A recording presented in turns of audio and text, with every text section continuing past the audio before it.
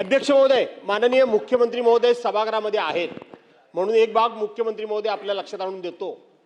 आपल्याकडे कल्याण आणि त्या भागामध्ये एक बिर्ला कॉलेज आहे आणि त्या बिर्ला कॉलेजच्या कॅम्पसमध्ये काही बँकेचे कर्मचारी किंवा काही तिथल्या विद्यार्थ्यांचे मित्र हे जातात आणि तुमचं आम्हाला अकाउंट ओपन करायचं आहे आणि अकाउंट ओपन करून त्या ठिकाणी तुम्हाला चांगल्या चांगल्या स्कीम द्यायच्यात असं सांगितलं जातं।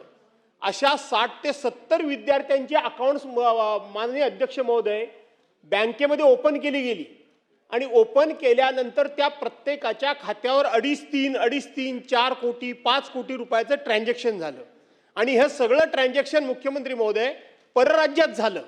आता ते अधिकारी इतके चिंतित आहेत। ती निधी तिवारी नावाची मुलीचा काल मी त्या ठिकाणी व्हिडिओ बघितला आणि मनसेचे जिल्हाध्यक्ष अविनाश जाधव त्यांचं सगळं स्टेटमेंट मी बघितलं।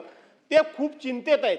ज्यांनी हा फ्रॉड केला त्याला त्यांनी धरून आणलं, पोलिसांच्याकडे नेलं, पोलिसांनी त्याला बसवून ठेवलं आणि रात्री 12 वाजता मुख्यमंत्री महोदय त्याला सोडून दिलं।